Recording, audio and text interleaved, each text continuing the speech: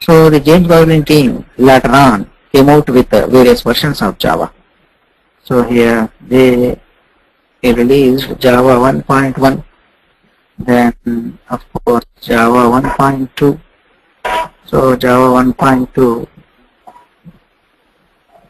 in around 1998.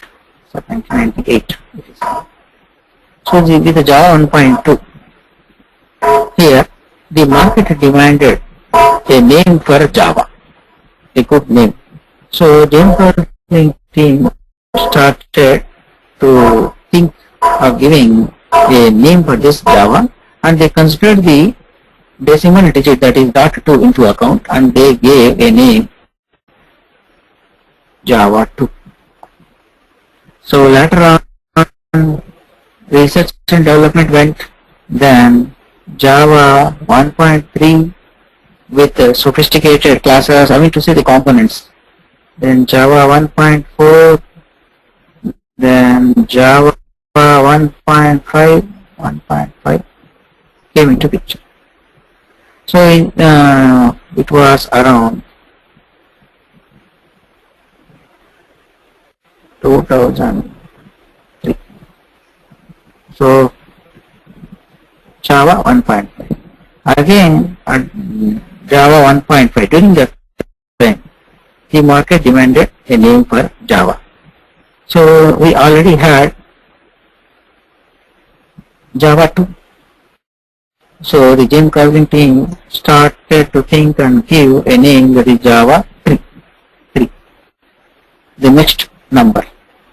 But giving Java 3 as a name to Java 1.5 may not be relevant. So they started to think and give Java 4 instead. Java 4 giving a name to Java 1.5 again may not look relevant. So they consider this .5 into account and named it as Java 5. So Java 5, Java 1.5 is known as Java 5. Later on,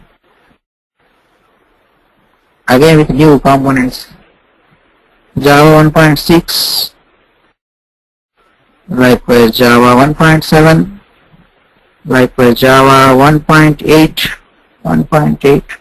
So the Java 1.8 is nothing but Java 8, likewise Java 1.7 is nothing but Java 7.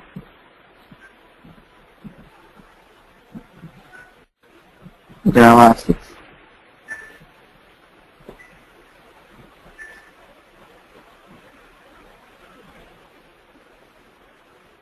So these are the various versions, and presently Java 8 is available.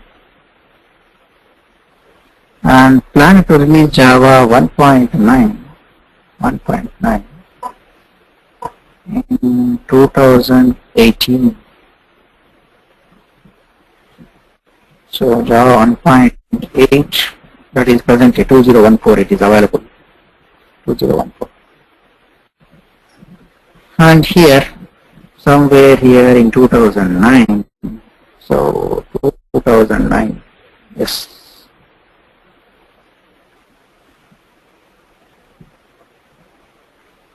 So in 2009, what happened is, the Sun Microsystems, who was the owner of this Java programming language, so the Sun Microsystems was sold to Oracle Corporation. So right from 2009, Oracle is the proprietor of Java programming language.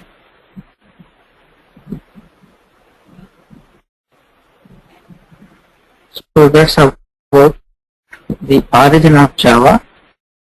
And here the James Baldwin, who was the team leader of that green project, is well known as now the father of Java programming language.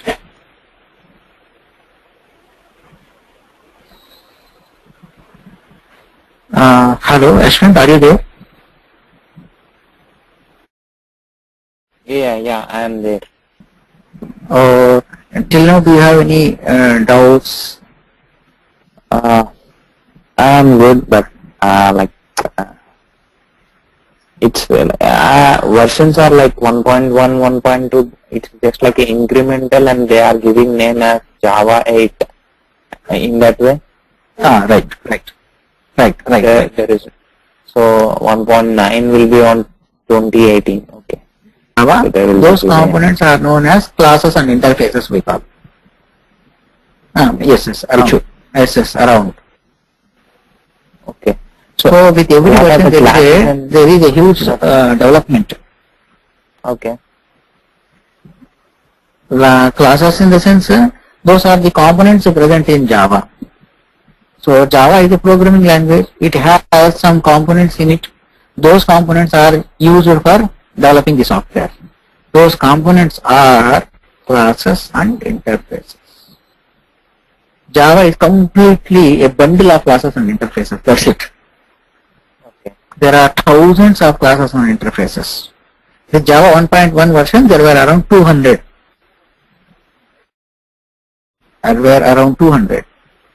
Okay. And later on, sophistication in the sense, day to day new classes and interfaces are being added. So my next question is, so how Java is, then why Java? So why Java? So here to answer this why Java, we need to look into the features of Java technology. So features of Java technology. So we have already discussed that it is platform independent. It is robust and secure, then multi-threaded and interactive, then compiled and interpreted.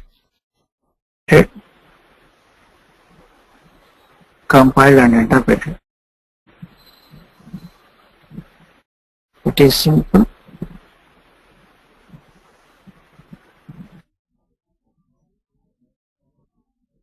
Then high performance,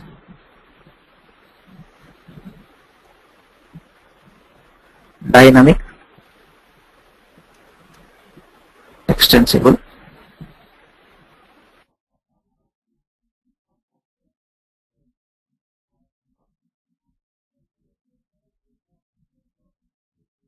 depends upon the real world entities. So a programming language, when it depends upon the real world entities, like the objects which we see around, or everything, whatever you see, like the water bottle or our room itself, a door, laptop, computer, mobile phone, all these are objects. So making the software with such a programming language would really suit for all the human human needs. Platform independent. So platform independent in the sense, you can write a Java program in Windows environment, take that program and run on Linux environment without any changes.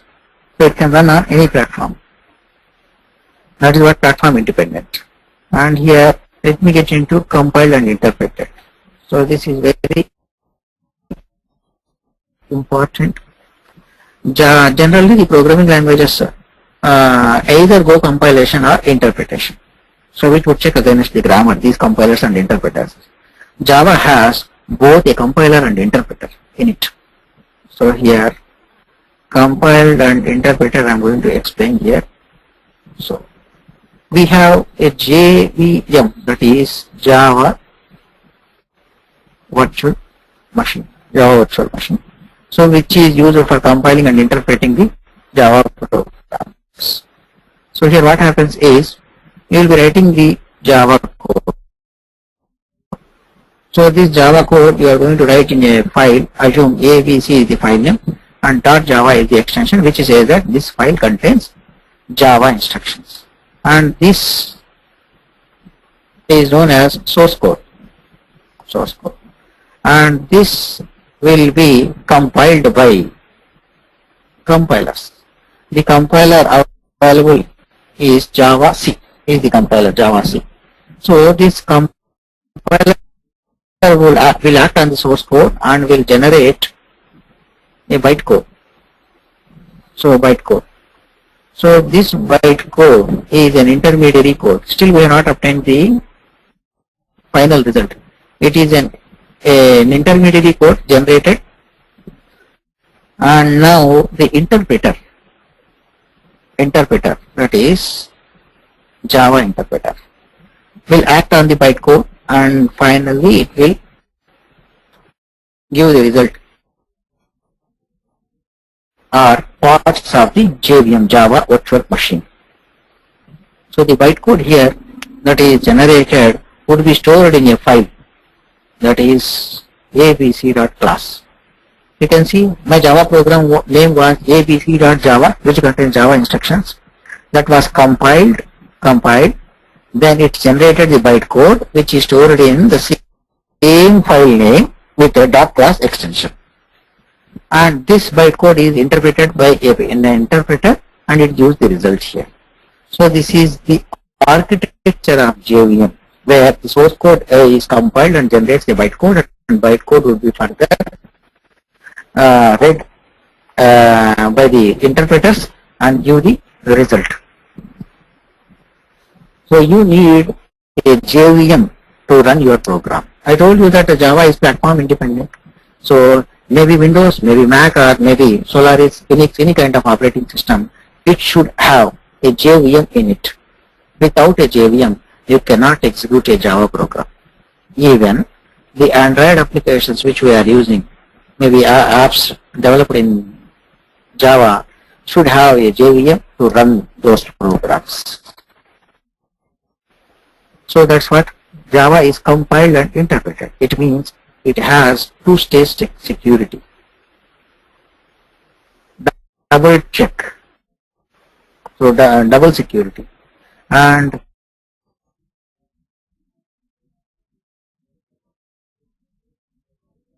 that we make using Java programming languages are really strong and they are secure. So virus attacks would be very minimum compared to other programming languages applications when you compare with the applications that are made by Java programming language. And multi-threaded and interactive. So you can develop applications using the thread technology. So thread technology is available with the JVM in Java. It has a separate a package of classes and interfaces which would deal with these threads. So threads are generally faster in performance. And with Java you can develop interactive applications. So the applications are softwares which would interact with the users and take input from the user and act accordingly. Then Java is simple because English language is used in writing the syntax of Java, and English is an international language and which is familiar by everyone, so it becomes simple. Then high performance. So high performance, so the applications or software which are made using Java programming language would give high performance when compared to the same kind of application when developed with non-Java programming languages. Then dynamic and extensibility. So we have seen dynamism, how the Java gave dynamism to internet by producing instant results. Extensibility, that is a Java programming language, I mean to say an application that is developed using Java programming language can extend its communication to non-Java technologies also. For example, there are websites like ICICI Bank website and Axis Bank websites. I assume ICICI Bank website is developed in Java programming language and Axis Bank website is developed in .NET technology. Now, by using an ICICI account, the customer can transfer amount to his friend who has an account in Axis Bank, which is actually developed in .NET technology. Here, a Java application is extending its communication to non-Java applications also. So these are the list of features that make Java popular in the market. And when we get into the Java, so here So you should begin with core Java, then advanced Java, then frameworks. So these are the things. So I'm just highlighting the various courses available in Java and the sequence of learning those courses one by one. So core Java will be having the basics about programming language concepts, basics about programming languages like the control structures, OOPS concepts, that is object-oriented programming language concepts, then arrays, exceptions. It's a special kind of thing which you can be seen in Java. Likewise, collection framework. So this is also a huge set of classes which are abundantly used in application development. Then IOs, that is a Java program can read data from text files or notepads or from keyboard. Yes. Then in advanced Java, there are topics like JDBC, like a Java program that can connect with a database, maybe an Oracle, DB2, or any kind of database. Likewise, we have some web technologies like servlets and JSPs. So these two technologies are used to develop web applications. The applications that run are browser. And frameworks, there are frameworks like Struts, Spring, then Hibernate. So these are the things seen in entire Java technology. So along with this, there are many more things. So these are highlighted things which are essential to get a job in Java technology. So core Java, then followed by advanced Java, then frameworks. Yes, that's about this brief introduction about Java.